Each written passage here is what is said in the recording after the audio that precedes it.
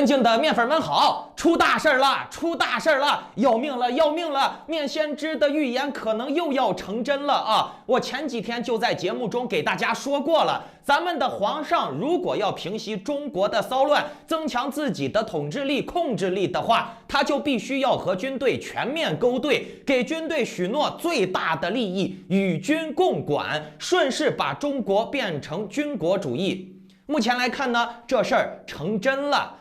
今天咱们就来说一说这个事儿啊，以及我预判的一些接下来更恐怖的可能性。那毕竟面具人我就是敢想嘛，敢猜嘛，而且我猜的还比较准。2年多前我预判的健康码的这些限制人员流动，不让人出门，直接控制老百姓，还可以株连传染的功能，是不是都实现了？来，老观众可以给我打个1做个证啊。今天呢，我会给你们说一点更恐怖的，然后在节目的后半段呢，我会给大家说一说，也是恐怖的事儿啊，那就是加密货币市场啊，走到头了。为啥呢？来，你们仔细听好。我讲正题之前呢，请先打开屏幕下方的点赞、订阅、小铃铛，否则呢，错过了面具人的政治消息、金融消息，挺可惜的，对吧？那顺便把面具人的节目转发分享到3个平台以上，截图发送到我的邮箱，就可以参与抽取这个月的 NFT 大奖了。好，我们先来说一说中国的民生的接下来有可能的恐怖情况啊。目前中国的情况比较混乱啊，有消息说，全面放开了，现在出入公共场所不需要做核酸了。那也有消息和新闻说啊，还是要查核酸，但是呢，把核酸检测点给取消了，老百姓只能跑大老远去医院排队做核酸，然后拿到这个核酸证明了以后，才能去某些特定的地方。那这样的话，就把人整得很麻烦。原来呢，你看小区里面有核酸，下个楼就做了，现在呢，要开车坐上半个小时、1个小时，是吧？不方便得很，而且到了以后，大家因为都没有核酸点了，都来这儿排队了，让老百姓更不方便。那么现在问题就来了，为啥有的地方宣称解封了，什么都不要，核酸也不要了，那有的地方呢，就把人来回整呢，把你送到让你去很远的地方做核酸，大家统一排队，为什么会这么乱呢？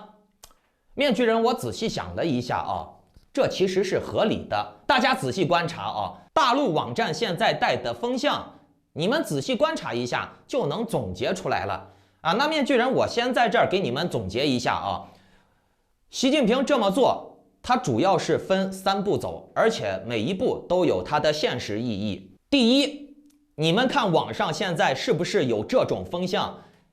核酸公司为了利益，故意把大家封起来，然后故意搞红码，故意整人，好不停的做核酸能赚钱。你们看现在中国的好几百家核酸公司都上市了，都赚了几千亿了，上万亿了，那这是发国难财呀！大家好，我是杨班长。近日口罩影响愈演愈烈，大家情绪有所波动。今天咱们来聊一聊核酸检测机构假如交给军队的话，会是一个什么样的情况。首先给大家分析一下 A 股检测板块67家上市公司，总营收2516亿。净利润高达728亿，其中一家医疗公司净利润高达160.5亿，还有一家公司营收10.32亿，净利润10.23亿，这是什么概念？简直就是赚翻了天！我相信，只要解放军介入，疫情问题很快得以平复不能让这些资本来操控这个疫情。因为医疗进入市场以后出现了乱象所造成的，对不对？所以医疗是涉及到人的生命健康，还是按照毛主席的，对吧？实行人道主义，救死扶伤。所以医疗技术市场就乱套了，这块蛋糕是吧？越做越大，所以它永远不会好。它如果不做检查，不给你造假，对不对？不得骗你开花，它就发展不起来。这国家在这问题上呢，还是手段仁慈了。所以说这个刑不上和善像这些人该抓的要抓，犯了重罪的该杀的要杀，是吧？不杀那一平民愤了。所以不然为什么现在群众呼声要解放军？接管核酸，是吧？解放军浪费人民，人民只能渴望解放军，对吧？说这个我觉得支持，因为我也是个当兵的，是吧？当了20多年兵，干什么呢？为人民做好事嘛，对不对？所以呢，伟大的党决定清君侧，把这些黑心资本家抓出来打倒，为民出气，为民请命。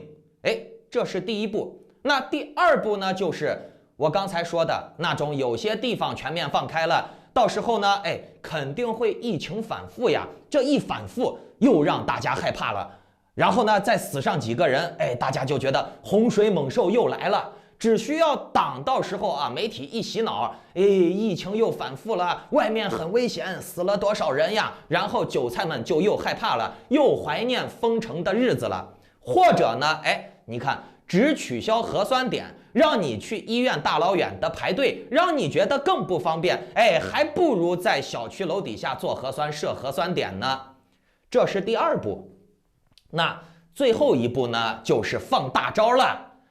告诉你们，军队可以给大家做核酸呀，军队人民子弟兵不会腐败呀，以后把核酸全交由军队来处理。人民子弟兵为人民呀，军人都是好人，都是圣人呀，他们是不会坑害老百姓的，他们只会保家卫国，守卫老百姓的安全。面具人，我想说啊，其实中国人没什么逻辑的。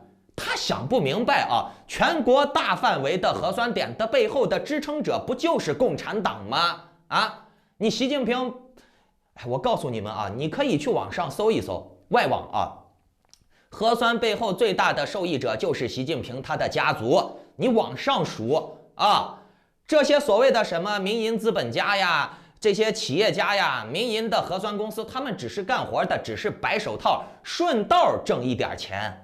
真正这个政策，哎，你想嘛，全国那么大的范围，每个小区都封都做，没有国家的力量，你说一个私人小老板能做这么大？不可能嘛，对不对？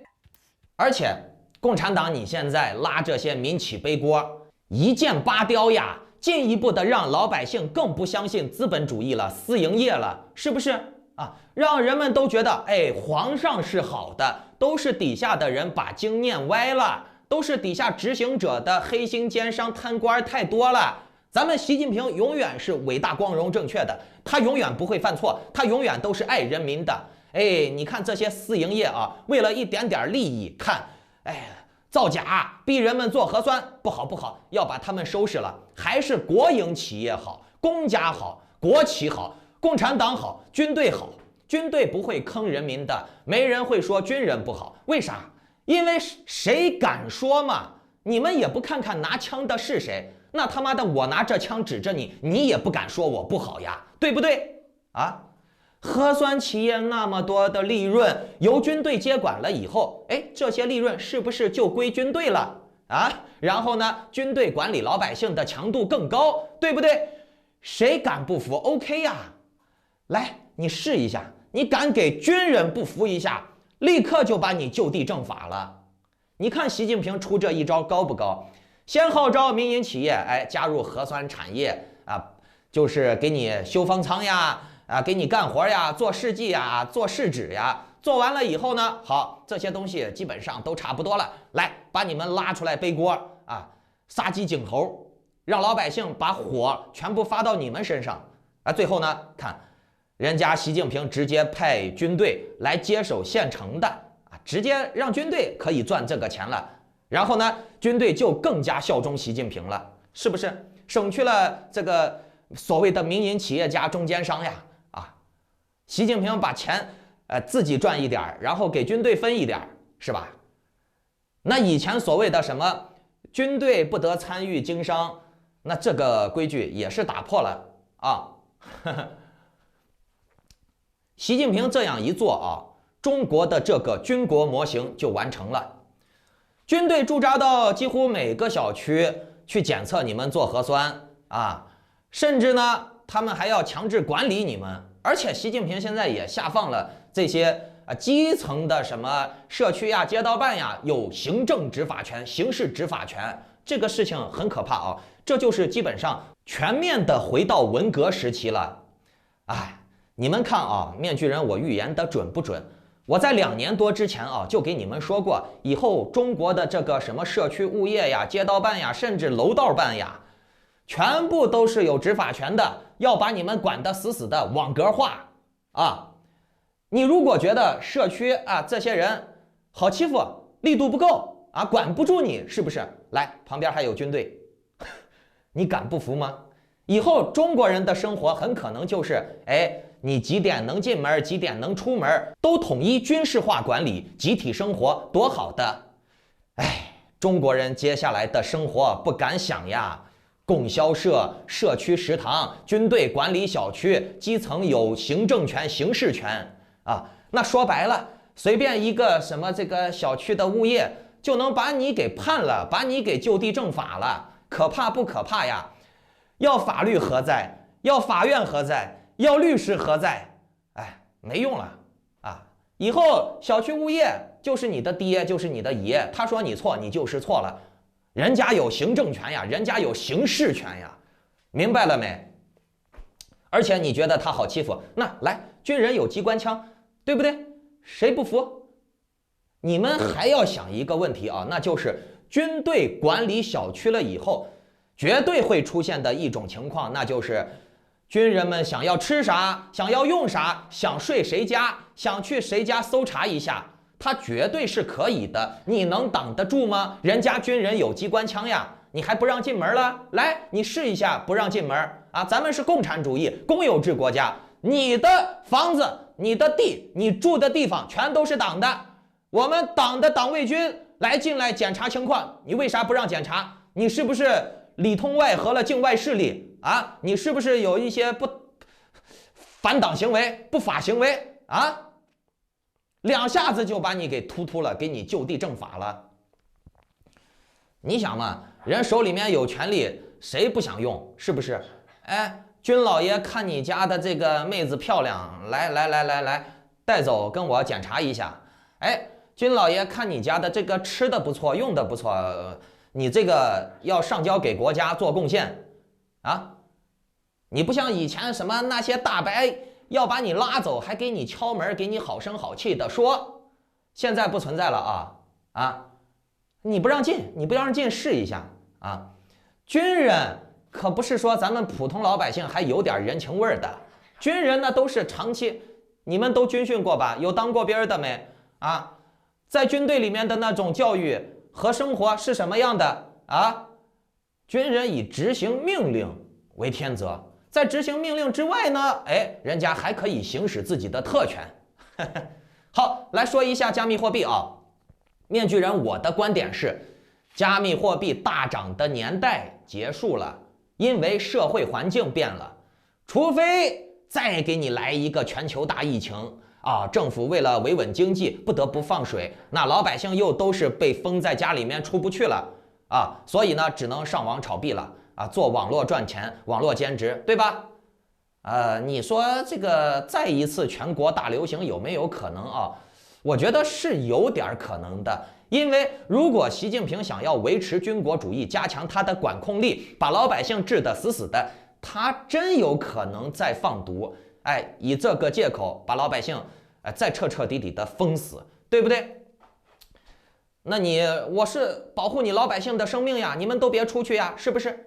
啊，而且现在网站上啊，国内的网站、国外的网站也有，还传出有鹿可以传毒给人啊，这让我联想到了那个僵尸鹿啊，就是鹿特有的一种病毒，僵尸鹿，听起来挺吓人的。哎，以后的生活啊，真的是处处有惊喜，处处有惊吓。好，咱们继续说币啊。新兴市场教父马克·莫比乌斯表示，比特币的价格很可能会在2023年跌破1万美元，那也就是相较当前的价格再跌40%以上，在16000、17000再给你来个小腰斩、大腰斩，是吧？这个人说的话其实有一定的可信度的，因为之前他就准确地预测到了比特币会跌破2万美元。他认为呢，比特币现在已经跌破了1.8万美元了，跌破了1.7万美元的技术支撑位了。那么，比特币距离跌破1万美元已经不远了。他还对媒体表示，他看空比特币的理由是因为现在利率上升，还有美联储的收紧货币政策。随着利率的上升，持有比特币或者其他加密货币的吸引力不再那么大了。因为人家把钱存到你加密货币里面，又不安全又不稳定，利息也不高，对吧？你存到银行里面躺着稳定的就能拿到高利息，是不是？而且你仅仅持有比特币，你不去质押，你也赚不了啥钱嘛。比特币现在又涨不上去，那大部分人很难拿得住，除非是被套住的。能拿得住的大部分也都是被套住的，他没办法，他不拿不行，是吧？你说面具人，我说这话对不对？而且这个高手他还说你们看嘛，是有很多加密货币公司质押网站，你去他那儿存款质押，能够得到5%甚至更高的利息。但是呢，这些公司基本都破产了也就是因为这种现象导致了人们更加不相信加密货币了因为你连5%的利息你都保证不了，就崩盘了，对吧？为啥？因为加密货币没有实际的产能你加密货币行业当中所产生的利息是纯粹的泡沫，是纯粹的要靠后人接盘的。那现在熊市了，而且呢这么多的丑闻爆出来了，后人也没了嘛，对不对？没人敢进场了。现在大部分人都觉得加密货币是骗局了你说你在里面存个钱，然后就为了拿跟银行差不多的利息，然后呢你的本金还会动不动腰斩，甚至没有了，项目方跑路了，破产了，是吧？我相信之前质押32个以太坊搞验证节点的那些人现在心一定都凉透了吧，很蛋疼吧？每天搜一搜小道消息，想一想自己这个钱啥时候能取出来呀？以太坊还能不能涨回去一点儿？哎呀，咋办呀？现在这个钱拿不出来呀！你们看嘛，以太坊2.0升级之后本来说的是半年左右就会开启上海升级你们就可以提现了，你们就可以把自己的钱拿出来了。可是呢，现在网上有传言说以太坊的2.0升级的上海升级要推迟到2023年底了。哇，那还有1年多的时间呀！可怜哟，32个以太坊呀，这不是小数字呀！这个钱短期内取不出来了呀！你们看这币价还在跌，那我也只能眼睁睁的叫天天不应，叫地地不灵呀！没问题，你的币卖不了，你的币被锁仓了，但是人家项目方可以卖币，人家项目方手里面的币多得很。推特上就有老外爆料了现在这个项目方在缓慢的出自己大量的币呢只要有韭菜接盘，他就可以套现说到这儿了面具人，我还有个问题那就是你们看以太坊的这个质押什么时候能取钱是项目方说的算，他说让你能取你就能取，他要是不想让你取，你就是取不了。那么各位观众，口口声声说的所谓去中心化，那你说以太坊的这种行为算去中心化吗？大家可以留言告诉我一，以太坊是去中心化的；二，以太坊是完全中心化的。